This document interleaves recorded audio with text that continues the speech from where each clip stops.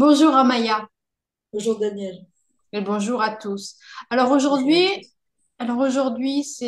on a décidé un petit peu d'approfondir un petit peu la thématique du territoire de la vidéo précédente, pour aller peut-être un peu plus loin, pour éclairer des informations que l'on n'aura peut-être pas abordées la fois précédente.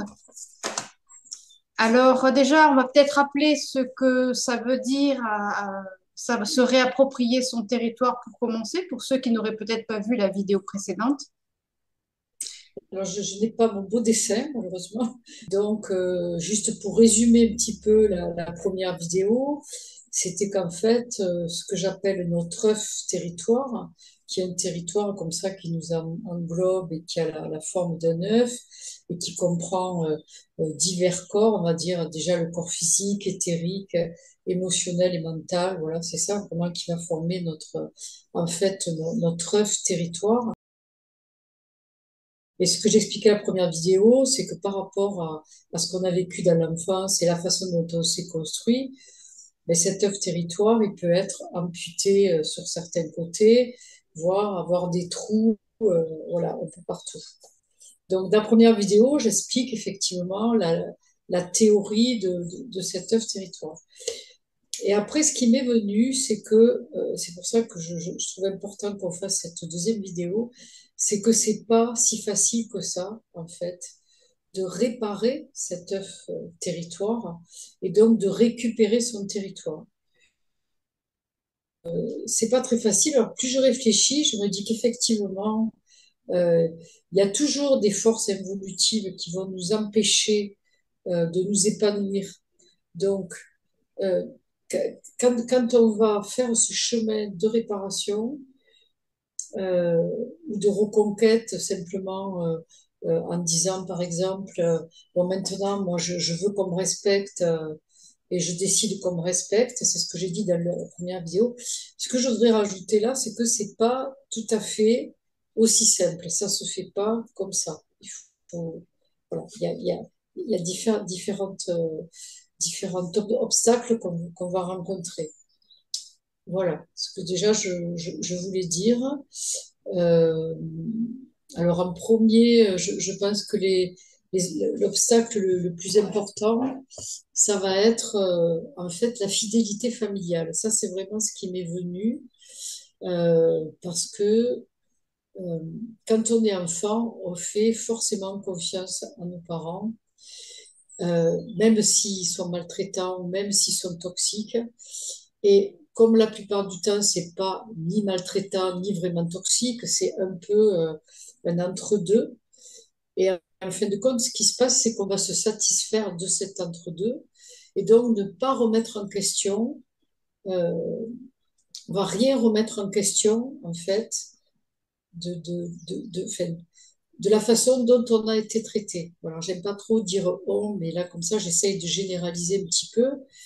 Alors, je vais parler à la première personne parce que, comme vous l'aurez compris, je préfère faire ça. Si j'ai eu des parents, quelque part, quand même, je m'y suis retrouvée, mais je vais aller donc valider tout le package. Voilà. Et ça, forcément, dans le package, il y a des endroits où mon territoire a été amputé, où il y a eu des trous. Pourquoi? Parce que mes propres parents ont forcément aussi leur propre territoire qui est amputé ou dans lequel il y a des trous et qui porte aussi des souffrances. Donc en fait, quand on se transmet tout ça, reprendre son territoire, c'est vraiment, euh, comment dire, alors je ne sais pas si je dis que c'est un parcours, si c'est un combat, si c'est les deux, mais en tout cas, c'est un parcours pour moi que chacun peut entreprendre pour vraiment aussi, c'était, on avait dit, le titre de la première vidéo, c'était pour faire place à mon âme. Voilà, donc si je veux vraiment faire place à mon âme, il y a beaucoup de petits compromis comme ça qui m'empêchent, enfin qui vont empêcher mon âme justement d'être vraiment installée. Voilà, vraiment quelque chose dont j'ai pris conscience. Et en même temps, qu'est-ce que c'est qui va nous empêcher aussi euh, de vraiment remettre en question nos parents? C'est parce que à partir du moment où on va faire cette démarche, par exemple, ben, ça va forcément changer. un rapport qui est établi.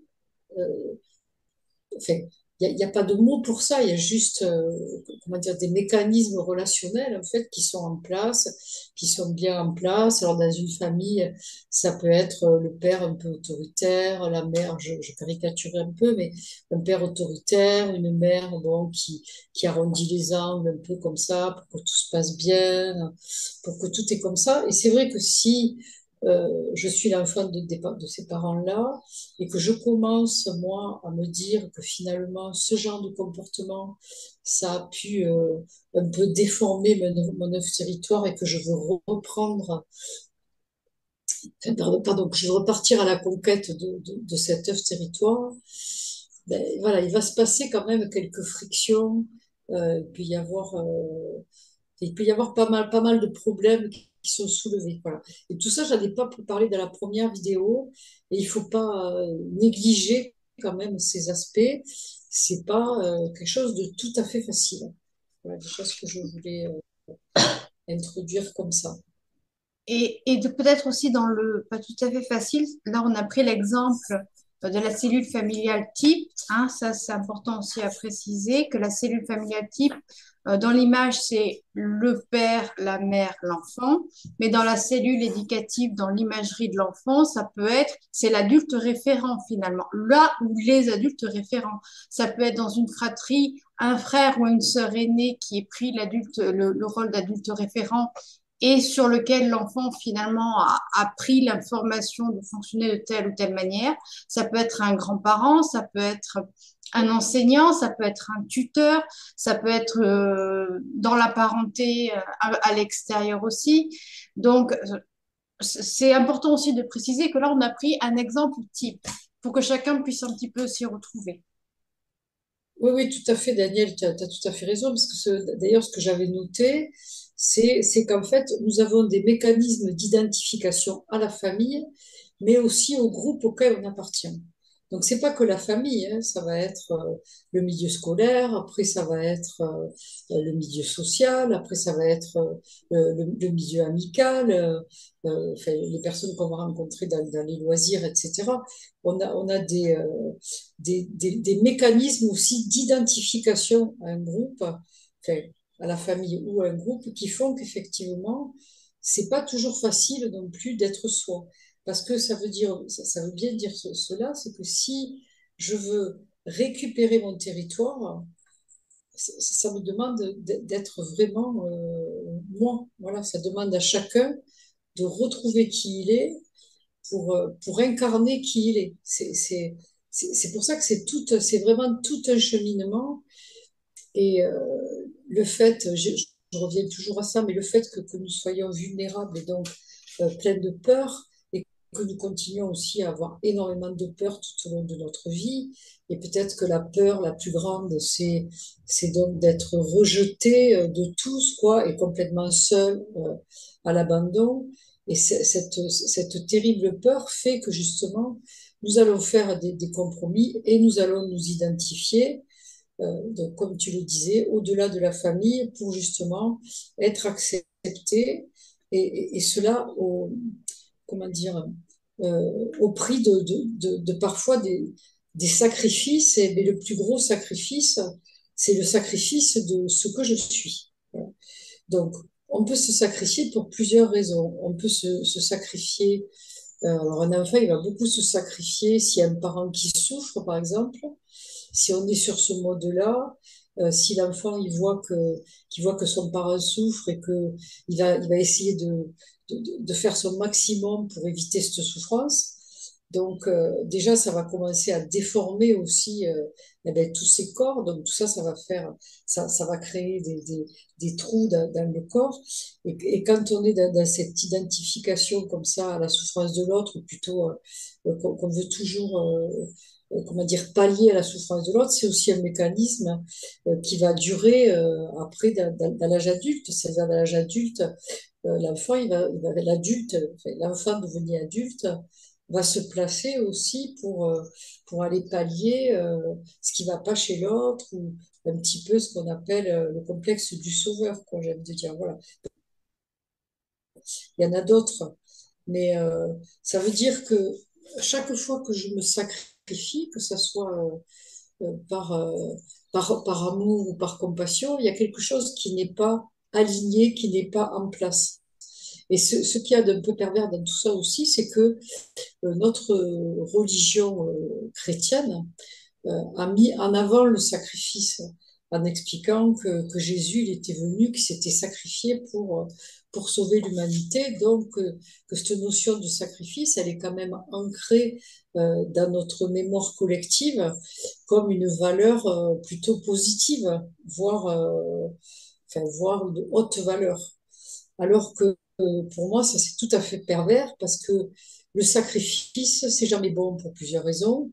C'est parce que déjà, si je me sacrifie, ben, effectivement, mon territoire, il peut pas être entier. Et en même temps, si je me sacrifie, je vais remplir le territoire de l'autre, les trous de l'autre, mais en même temps, du coup, il ne sera pas autonome. Donc, dans les deux sens, cette notion de sacrifice n'est pas très bonne. Et ça, c'est vraiment quelque chose qu'il faut conscientiser parce que sinon on le fait, ce dont je parle, on le fait totalement de façon spontanée, inconsciente, et pire encore avec notre cœur, quoi. Donc c'est là où des fois il y a des choses qu'il faut remettre en place tout doucement pour que justement on puisse retrouver ce qui est juste, quoi. Et pour moi, le sacrifice, en tout cas, c'est pas du tout quelque chose c'est pas du tout quelque chose de juste. Voilà. Et dans cette notion de sacrifice, c'est aussi penser, et c'est là où c'est, comme tu le dis hein, depuis le début de cette série de vidéos, c'est la difficulté que peut avoir ben, tout ce travail de prise de conscience et après de le mettre dans le mouvement de la vie, dans notre quotidien. Et c'est vrai que quand on est déjà dans cette prise de conscience de territoire et déjà dans le gros travail de la conscience d'être dans une relation de sacrifice ou considéré comme de sacrifice, c'est aussi la phase où on décide de dire stop, de dire non, et qu'en face, la personne n'entende pas. En face, c'est un mur. C'est-à-dire que à partir du moment où on est dans l'action de se dire je reprends mon territoire, j'exprime qui je suis, j'exprime mes besoins, et en face, il y a un mur. Donc, c'est vrai que aussi, ça peut être pour le coup également perverse et retourner à l'envers et à l'intérieur de soi, générer une réelle souffrance parce que on se dit, ben voilà, je fais le pas, je mets mes limites et ça marche pas. Donc là aussi, c'est important d'observer les différents outils ou le différent champ des possibles pour agir, être dans la conscience de son territoire et se dire que oui, c'est du boulot et non, ce n'est pas facile. Et en effet, des fois, on est confronté à un obstacle et c'est de quelle manière j'ai envie de réagir face à cet obstacle-là. Est-ce que je reprends mes vieux schémas sacrificiels ou est-ce que j'amorce sur autre chose? Voilà, c'est tout à fait ça. Ce qu'il faut comprendre aussi, voilà pourquoi l'autre n'aime pas, ne va pas aimer qu'en fait, je sorte du système. Parce que si je sors du système, je déstabilise l'autre. À partir du moment où je change mon positionnement dans une relation, ben, en fait, je vais aussi déstabiliser l'autre et l'autre, il ne va pas du tout aimer. Donc, ça veut dire que quand on décide en conscience de reprendre, de prendre sa place, d'oser être soi, pour justement, ça c'est les premiers pas avant de vraiment euh, avoir reconquis son territoire ou avoir même conquis son territoire.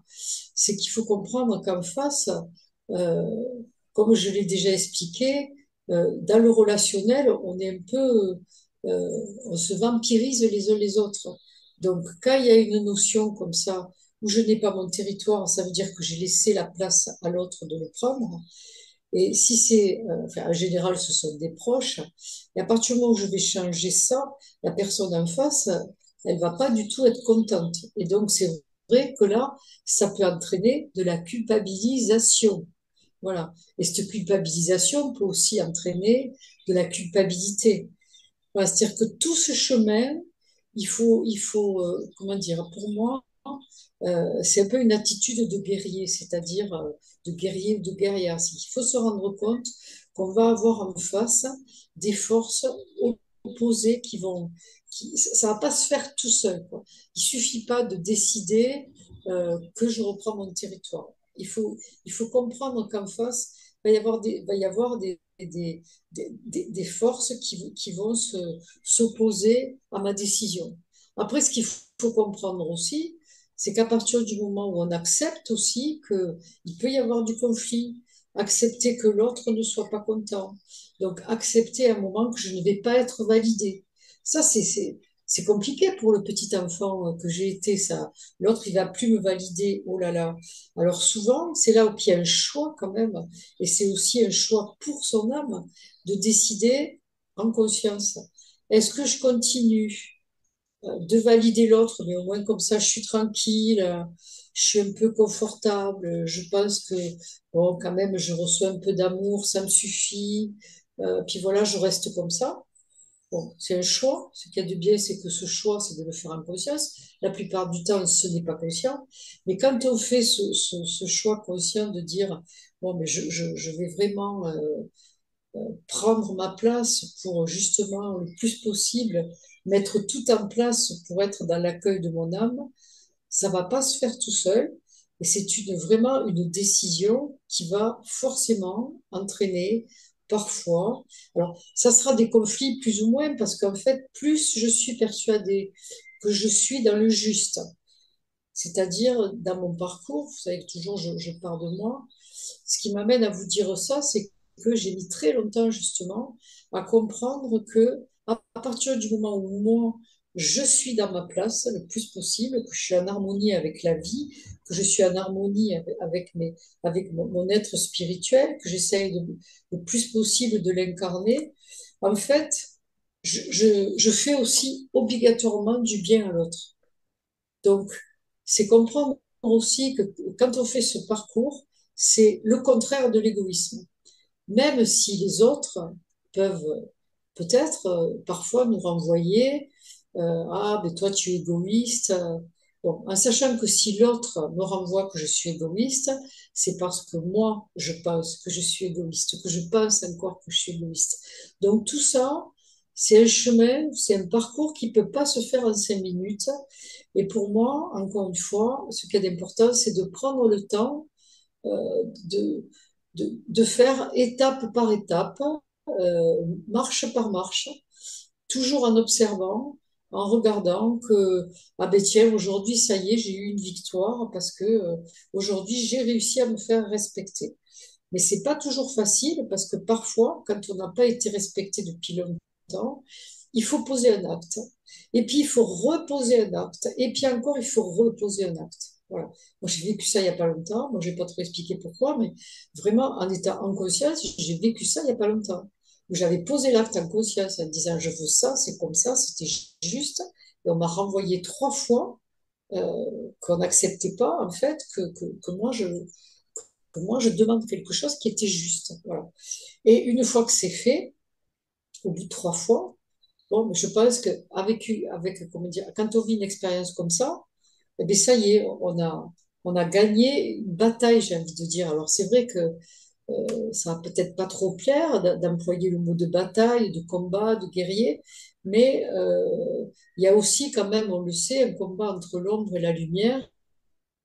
Nous sommes aussi des guerriers de lumière et ça se passe aussi le combat dans un niveau très personnel comme ça, qui est qu'il est temps aussi que l'humanité, qu'une partie de l'humanité arrête de se faire bouffer par l'autre partie de l'humanité ou pas humanité, on ne sait pas, mais enfin, à tous les cas, on est vraiment dans cette prédation en permanence.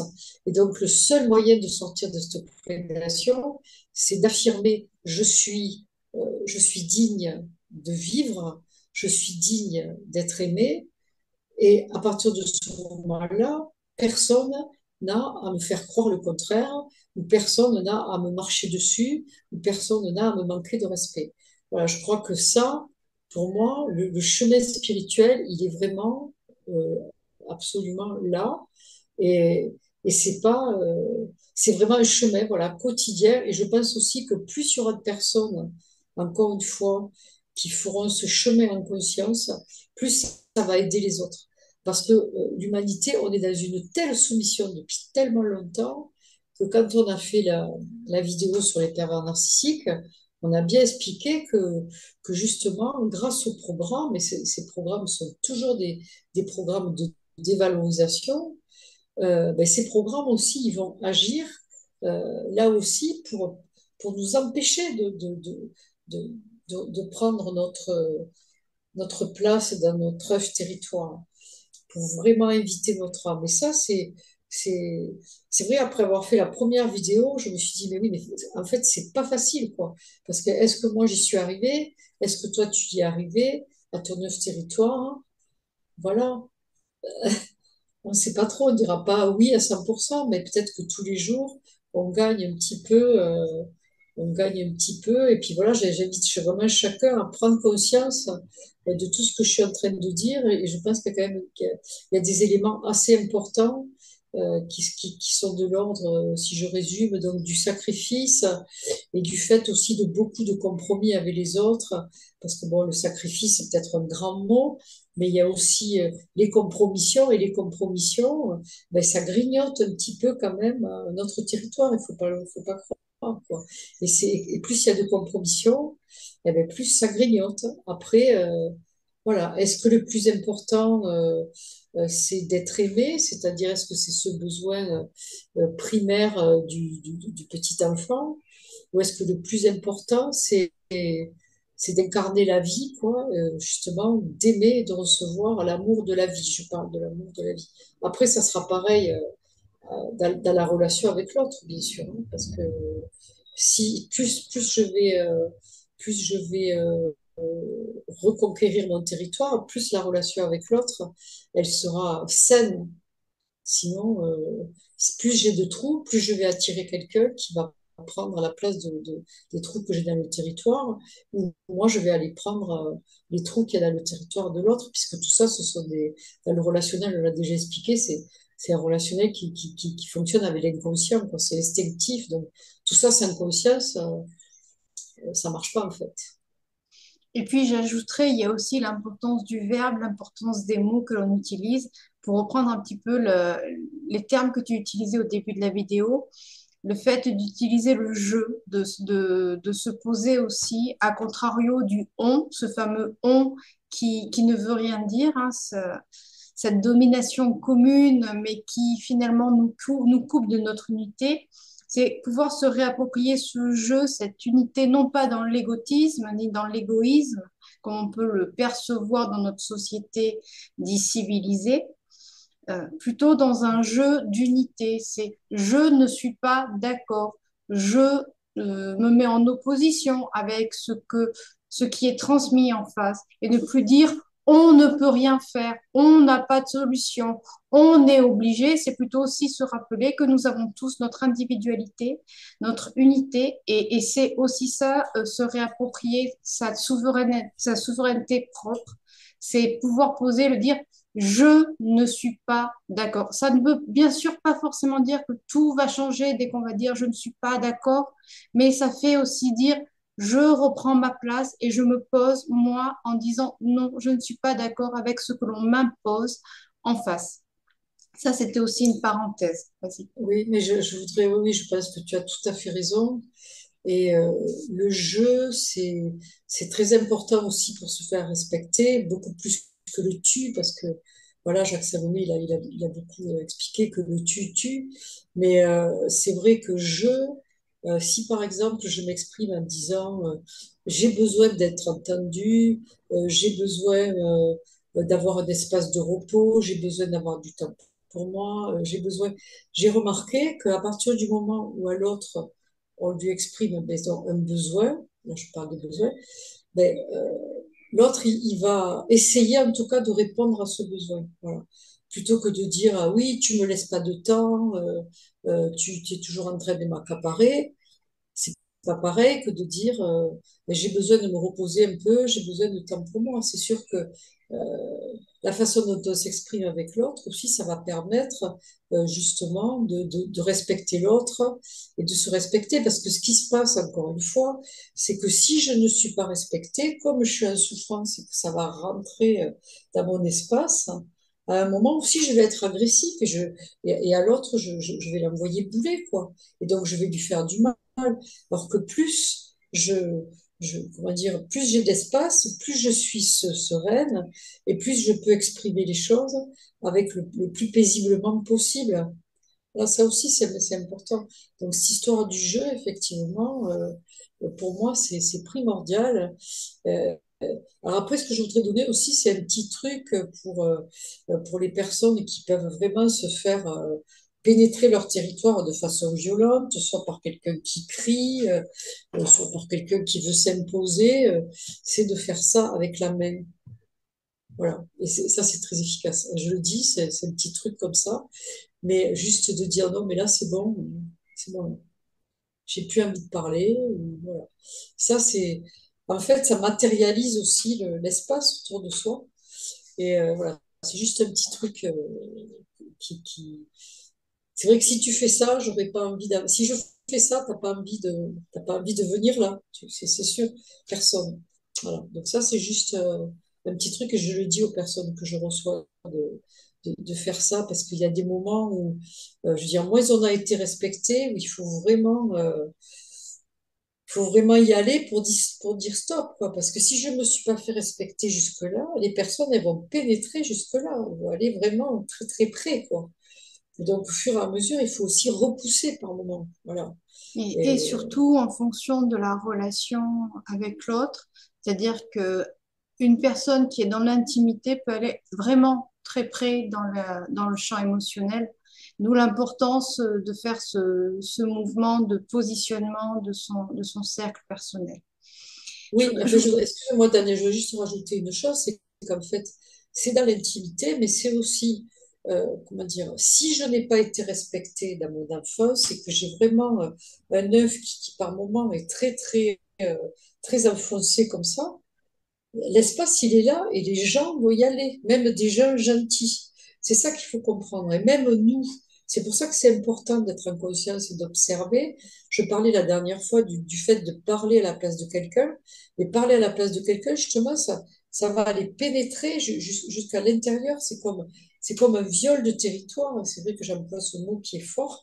Donc, on peut aussi le faire si on voit une personne qui est silencieuse ou qui n'ose pas, ben, on va avoir tendance à aller comment dire, à aller plutôt parler à sa place que de l'inviter à parler. Voilà, de dire, bon, allez, allez, vas-y, à toi, on te laisse le temps, vas-y. Pour faire ça, il faut vraiment le faire en conscience. Si, par exemple, on est un groupe, que ça va vite et tout ça, ben, la personne, elle va se faire laminer. C'est ça aussi. C'est pas que dans l'intimité. C'est à partir du moment où l'œuf, il y a un trou, ben, d'autres personnes, ou après ça peut être d'autres personnes ou des forces pas très gentilles qui vont dedans, évidemment. On a bien compris. mais également au niveau des mémoires familiales, c'est-à-dire quand on est porteur de nœuds qui ne sont pas résolus, on a tendance quand même à les perpétuer et perpétrer, pardon. Et, euh, et là, c'est des blocages qui peuvent être quasi héréditaires et répétés, répétés sans cesse. C'est une vie sans fin presque pour certains. Donc dans ces cas-là, Mm. comment est-ce qu'on peut faire pour arriver à reconquérir ce territoire qui est bien bloqué, bien sclérosé depuis plusieurs générations? Mais je pense qu'effectivement, il faut prendre de l'aide. Je sais que la dernière fois, tu as reçu une personne qui travaillait sur les mémoires familiales. Et je crois que oui, alors soit il faut prendre de l'aide auprès de quelqu'un qui travaille comme ça, ou aussi, moi je pense que déjà, encore une fois, à partir du moment où je guéris mes propres blessures, ça va aller aussi ben, faire le travail pour les ancêtres en fait.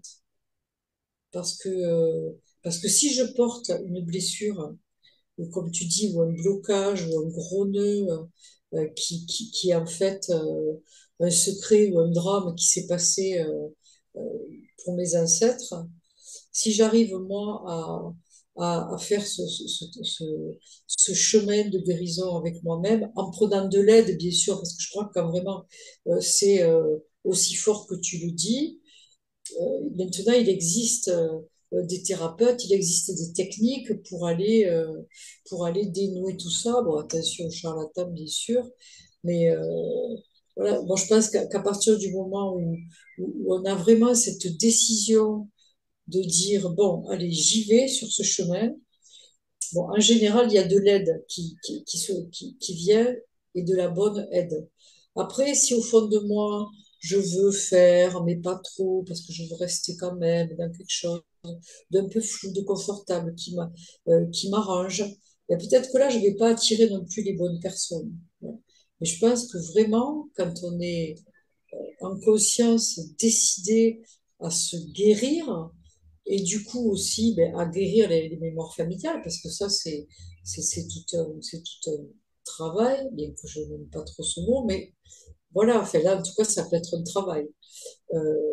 Déjà, d'aller chercher, le travail, ça va être d'aller chercher dans la famille qu'est-ce qu'il y a pu y avoir comme problème, qu'est-ce que c'est qui est caché, qu'est-ce que c'est qui a besoin justement d'être dénoué, d'être guéri. Voilà. Alors, je le répète, je n'aime pas le mot travail pour travail sur soi, parce que pour moi, nous avons besoin d'amour, pas de travail. Voilà, je précise. De toute façon, voilà, pour tout accompagnement, il y a toujours d'excellents praticiens qui peuvent toujours vous aider en fonction de votre problématique. Comme tu dis, à partir du moment où il y a une prise de conscience et une acceptation. Un petit mot pour la fin. Alors, pour la fin, ce que j'ai envie de dire, c'est que quand on est sur ce chemin, il faut vraiment être chacun à son rythme. Il faut pas essayer de tout de suite arriver parce que il va y avoir des fois des retours en arrière où on aura l'impression qu'on n'a rien fait parce qu'à un moment, justement, on se retrouve complètement envahi dans notre territoire. Et on peut se dire, ah ben, ça sert à rien ce que je fais. Si, si, ça sert. Tout ce qu'on fait jour après jour, c'est utile. Mais après, ben, des fois, il y en a encore un peu, il y en a encore un peu. Comme je dis, parfois, c'est de la dentelle. Et on va faire un point de dentelle et puis ça va remettre. Et puis on va en faire un autre. Et puis on va prendre le temps, petit à petit, d'avoir la patience de faire ce chemin. Et moi, je pense aussi, encore une fois, que l'observation, c'est très efficace. Ne jamais se juger et pas se donner non plus des objectifs trop hauts, quoi. Voilà, c'est-à-dire, faut pas essayer d'arriver avant d'avoir fait le chemin. Et puis chaque fois, ben, avoir la patience avec soi-même de voir, ah ben non, ben là, d'accord, ben là, si encore il se passe ça, ah ben c'est qu'il y a une blessure qui n'a pas été guérie. Bon, allez, j'y vais. Soit j'y vais toute seule, soit je me fais aider. Et voilà. Et petit à petit, eh bien, chacun, on va arriver à faire ce chemin, parce que pour moi, ce chemin qui est un chemin personnel, c'est aussi un chemin collectif, parce que comme je le répète, on est relié avec le collectif, et c'est vraiment là qu'on peut retrouver notre puissance, et des fois face au monde là qui part un peu dans un chaos où on ne comprend pas tout ce qui se passe, mais par contre, avec soi-même, ce qu'on peut faire, là, on peut le faire et on peut être puissant et il faut savoir aussi que ce que je fais pour moi, je le fais pour toi, je le fais pour l'autre. Ce que tu fais pour toi, tu le fais pour moi, tu le fais pour les autres. Voilà. C'est ensemble qu'on avance et c'est ensemble qu'on va y arriver. Voilà, c'est aussi rappeler que c'est l'unité qui crée le collectif et non l'inverse. C'est pouvoir aussi se dire que, comme tu l'as si bien dit, ce que l'on fait pour soi, on le fait aussi pour l'autre. En tout cas, je te remercie encore une fois, Maya, de cette authenticité avec laquelle tu témoignes. Je sais, je me répète de vidéo en vidéo, mais c'est une réalité pour les gens qui te connaissent et aujourd'hui les gens qui te suivent. chacun peut le constater que tout vient du cœur et tout vient de ta plus grande sincérité. Comme à chaque fois, si vous avez aimé cette vidéo, n'hésitez pas à la liker, la partager. C'est pour favoriser l'algorithme et ainsi qu'un maximum de personnes puissent avoir accès à la vidéo. Cette vidéo n'est pas rémunérée, je le précise, je le rappelle. Et si vous souhaitez avoir peut-être des exercices complémentaires, que ce soit des exercices de EFT, des petits conseils en cognition, en cognitivité, ou d'autres conseils complémentaires, par exemple avec les fleurs de bac, n'hésitez pas à le préciser en commentaire afin que nous puissions peut-être élaborer de nouvelles vidéos plus en adaptation avec vos besoins. Merci infiniment, Amaya. Je me répète, je sais, mais j'aime bien me répéter des fois. Tu le sais aussi, c'est mon côté un peu radoteuse, c'est un peu le côté de la thérapeute chiante qui est en moi. C'est je radote et tu le sais. Je t'embrasse très fort, je vous embrasse tous très fort et je te laisse le mot de la fin. Au revoir à tous, à très vite. À toi, Amaya. Eh bien, merci beaucoup, Daniel, pour ta présence et pour tes questions qui sont très pertinentes à chaque fois. Et voilà, bah, écoutez, au revoir à tous et puis à bientôt pour de nouvelles vidéos.